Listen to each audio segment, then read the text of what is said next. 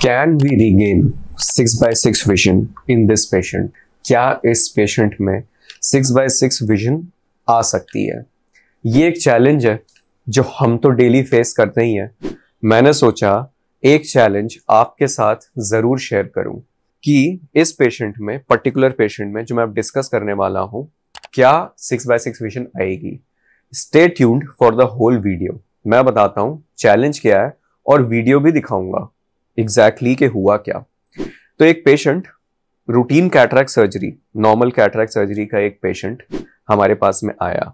Okay, cataract मतलब ये जो लेंस है आपका, ये लेंस धुंधला पड़ गया है ना। तो कैटरैक्ट सर्जरी में हम करते हैं क्या है, बेसिकली ड्रॉप डाल के आपकी पुतली फैला देते हैं। ये जो आइरिस है ना, ये जो आपका प्यूपिल है, बीच में जगह है, छेद है, नॉर्मली ये 3 मिलीमीटर होता है, 3 मिलीमीटर, लेकिन 3 मिलीमीटर से सर्जरी पॉसिबल नहीं है। तो हम इसको डायलेट कर देते हैं, इसको बड़ा कर देते हैं ड्रॉप डाल 8 मिलीमीटर, 9 मिलीमीटर, जिससे हम सर्जरी कर पाए। क्योंकि हम ये लेंस को बाहर निकालेंगे तो इसी स्पेस में से ही तो निकालेंगे, और दूसरा लेंस डलेगा वो भी इसी स्पेस में से ही डलेगा। तो ये इतनी छोटी स्पेस से इतना बड़ा लेंस नहीं जा सकता, तो इसको ड्रॉप डाल के बड़ा कर दिया जाता है और सर्जरी हम परफॉर्म कर देते हैं। लेकिन कभी कभी बीच सर्जरी में कुछ ऐसी सिचुएशन बन जाती है जो हम एक्सपेक्ट नहीं कर रहे होते हैं, जैसे कि इस पेशेंट में बनी। बीच सर्जरी में उसका ये जो प्यूपिल है, ये जो छेद है, ये हो गया छोटा। ओके, 8-9 मिलीमीटर से शुरू किया था, 1-2 मिनट ही, सर्जरी में ज्यादा टाइम लगता ही नहीं है, 5 मिनट लगते हैं, 10 मिनट लगते हैं, लेकिन 1 ही 2 मिनट हुए सर्जरी को, उसका प्यूपिल छोटा हो गया। ऐसा होता है अगर पेशेंट शुगर का पेशेंट हो, या उसको कोई ड्रग्स होती है, कुछ बीमारियां होती हैं प्रोस्टेट की, उसके लिए मेडिसिन ले रहे हो, तो उनका ये जो आइरिस है ये इतना स्ट्रांग नहीं होता, तो ये थोड़े से डिस्टर्बेंस के साथ में छोटा हो सकता है। ऐसा होता है, बहुत ही रेयर है लेकिन होता है। तो इस पेशेंट में हो गया वो छोटा बीच सर्जरी में।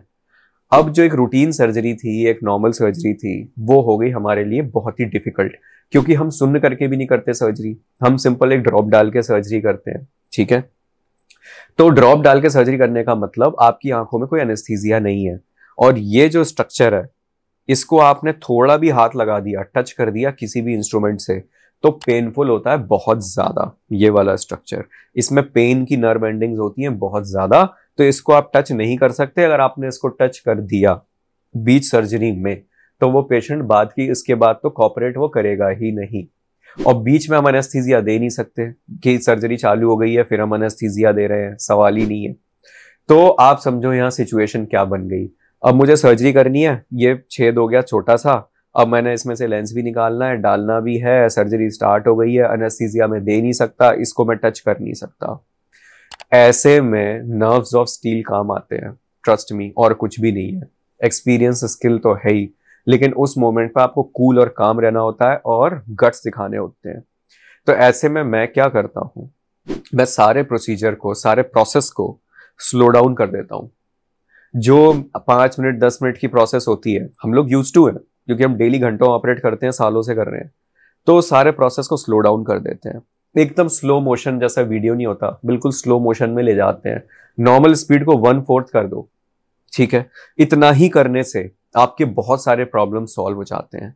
तो मैंने ऐसा ही इस केस में किया, बहुत ही स्लो डाउन कर दिया प्रोसेस को, और बिल्कुल सेंटर में लेके सारा काम किया। मतलब कि जो हमारा मेन लेजर प्रोब होता है वो मैंने मूव किया ही नहीं इधर उधर, जिससे कि इसको टच ना हो जाए वो आइरिस को। बिल्कुल सेंटर में रखा, और जो लेफ्ट हैंड है, लेफ्ट हैंड को यूज किया पूरा। मतलब मैं अपने लेजर प्रोब को लेंस तक लेके नहीं गया, मैं लेंस को अपने लेजर प्रोब तक लेके आया, और सेंटर के वो छोटे से स्पेस से एक एक पीस को करके, एक लेंस को मैंने बहुत सारे पीसेस में डिवाइड कर दिया अंदर ही आंख के, और एक एक पीस को इमल्सिफाई करते चला गया, और उसको वैक्यूम से मैं खींचता चला गया। तो यहां पर चैलेंजिंग था कि इस पेशेंट में जब भी ऐसा कुछ होता है ना, गड़बड़ होती है, तो हमें लगता है यार अब ये 6/6 नहीं आ पाएगा। लेकिन इस पेशेंट को हमने सक्सेसफुली मैनेज करने में सक्सेसफुल हम भी। और अच्छा, पेशेंट को कोई मतलब नहीं है कि सर्जरी में क्या चैलेंज हुआ, पेशेंट को एक ही मतलब है कि नेक्स्ट डे मुझे पूरा दिखना चाहिए। तो सर्जरी वो होती है जब पेशेंट को एहसास ही ना हो कि ऐसा कुछ हुआ था, पेशेंट को वही विजन मिले जो उसकी एक्सपेक्टेशन के अनुरूप हो, अकॉर्डिंग हो। ठीक है, तो इस पेशेंट में हम 6/6 विजन लाने में सक्सेसफुल रहे और पेशेंट को पता भी नहीं चला। आई होप आपके चैलेंज देख के मजा आएगा। Thank you.